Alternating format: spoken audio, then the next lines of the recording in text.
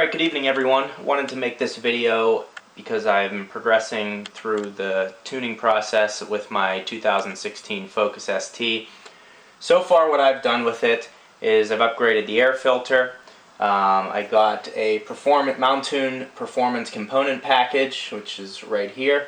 In the component package I got exhaust, I got the intake elbow, rear motor mount, spark plugs which I didn't even put in, and then outside of that I got the upgraded air filter. So I'm also going to talk about some upgrades that I may be doing, and then kind of my opinion on which upgrade is the best. So the upgrade that I think you'll like the most if you have a Focus ST is upgrading the air filter, which sounds crazy. It's a cheap, easy, do-it-yourself upgrade, but when you get the car stock, to hear the intake sound, it's very hard to pick it up. You have to really listen to hear it go psh or anything like that. So that was the first thing I wanted to do, was open that up, get that sound out. And so I got it for, I think it's $59 on here. Yeah, $59. Basically, when you put that part on, the reason that it has that extra sound is because the end cap, if you look at your intake on your Focus ST, the end cap is enclosed. Actually, I have the stock one right here. Here's a look at the stock intake that came with my car, and see this end cap right here is closed. The Mountune one, this is wide open, and there's like it's a cone shape on the inside of it. So, I mean, as you can see here, this is very restrictive, effective at what it's supposed to do, but it's extremely restrictive. The other one is a lot less restrictive, helps the flow of air, and just opens the sound of the engine up a lot more. And that's, when you have a turbo engine, I mean, I think most of us want to hear that sound. You want to be able to hear it spool up. I think it helps throttle response a little bit.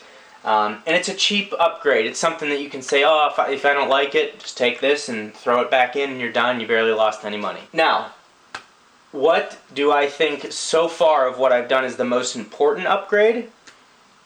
You might be surprised to hear this, but it is the rear motor mount.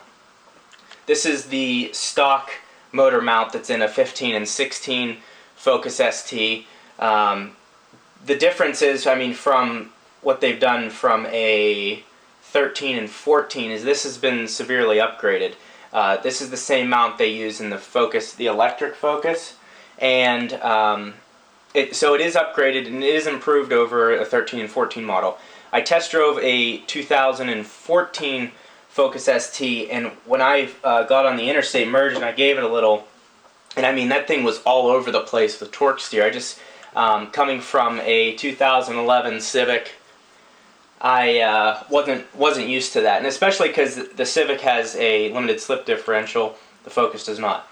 So So that was like, wow, I don't know if I'd like that. Then a couple years later, I test drive the 2016 Focus ST, and I'm like, I thought this torque steered a lot more. After doing some research, I realized that they upgraded this motor mount, which is a good move on their part. And of what I've done so far, that has been the most effective in terms of how the car performs, like how it handles. Because when you floor it with this motor mount from first gear, you get this it's wheel hop, but it's like boom, boom, boom, boom, boom, and it makes you just not want to accelerate from first gear. With the new motor mount, basically, see this rubber here is flimsy. I can take my hand and move it around a little bit. So imagine what 270 foot-pounds of torque can do to all this rubber. So it just has a lot of movement in it, and my hands are black, and that's why I wanted to get rid of it, to try to eliminate some of the torque steer, but mainly eliminate the wheel hop. And I've totally eliminated wheel hop by replacing the rear motor mount, and it's a Mountune rear motor mount. So it's extremely effective, and also the shifts. When you drive a 15 or 16 Focus ST, the shifts are very good. It's ka-chunk, very smooth gear shift. You won't complain about it.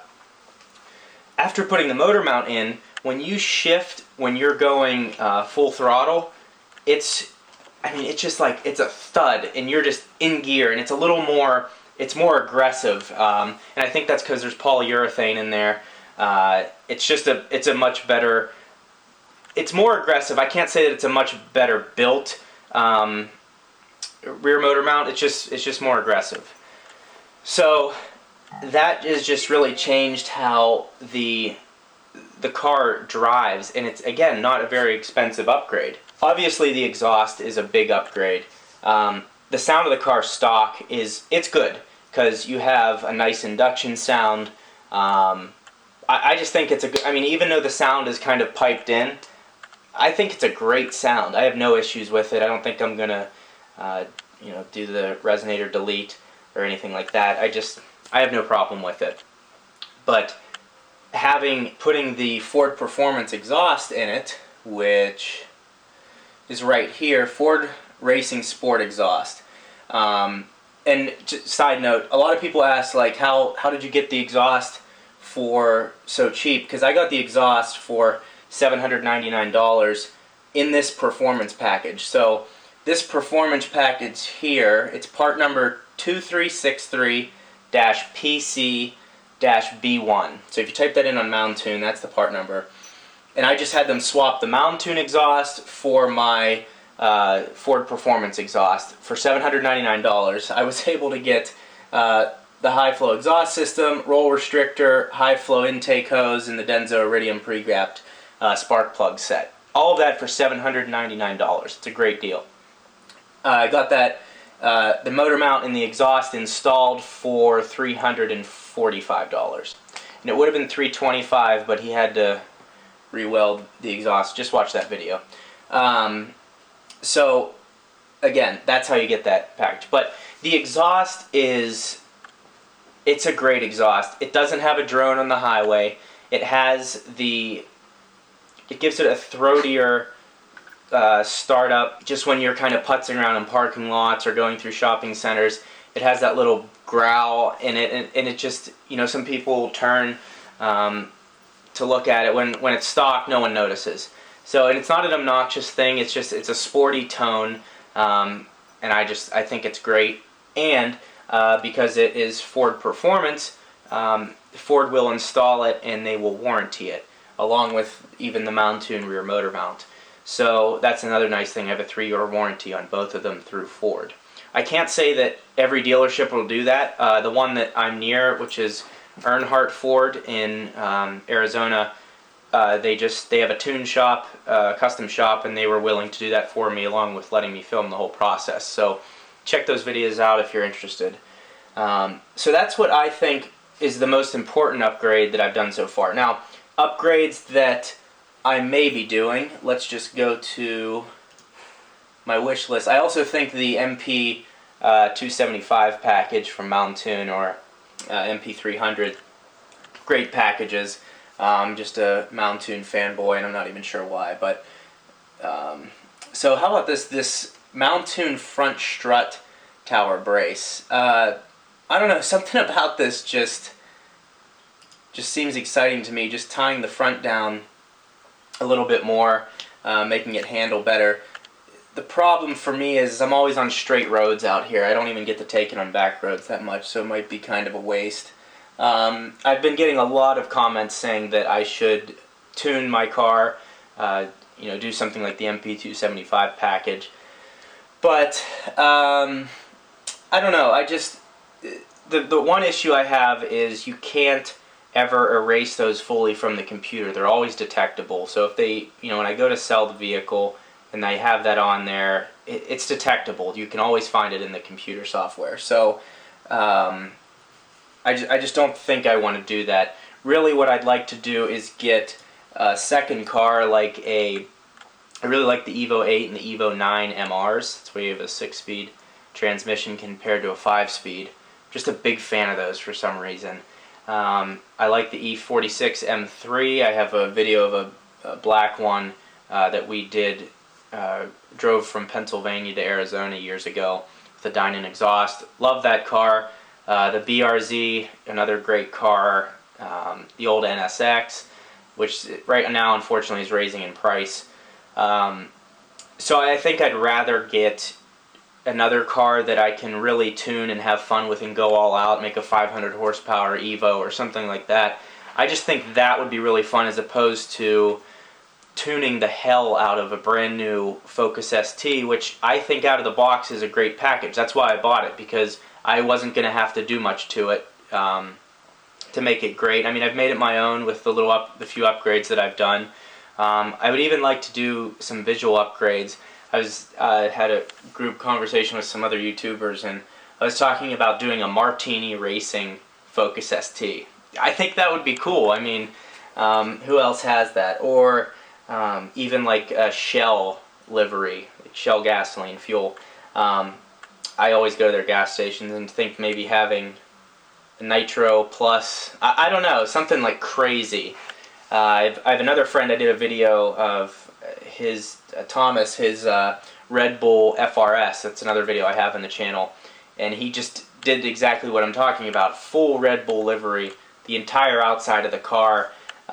People would even ask if he's sponsored. I'm not looking to be sponsored or anything. I just want to have something that makes my car totally unique and stands out, while not ruining it. I mean, at the end of the day, if I need to rip the vinyls off, you can do that. It's not going to hurt anything. So that's kind of where I'm at as far as tuning. I do listen to all your suggestions. A lot of people are extremely hard for E30 tunes and having E85 and all that stuff. And I don't think, again, I'm not against it. I wish ethanol burnt more efficiently. That would be really cool if we could have cars that totally ran off that, which we do. But it burns extremely inefficiently, so they just need to do more research on that. But yeah, appreciate all the support. We're grinding our way to 3,000 subscribers, so I'm really excited about that. And I have a whole lineup of videos that I have coming up here. Reviews of certain cars, progress with my ST. I've been throwing some vlogging in there, just filling in the gaps, because when I'm traveling, I figure, who knows, might see some cool cars, do some cool things, and just want to share kind of what I do in my free time as well. So that's about the only update I got here. Mick is passed out on the floor.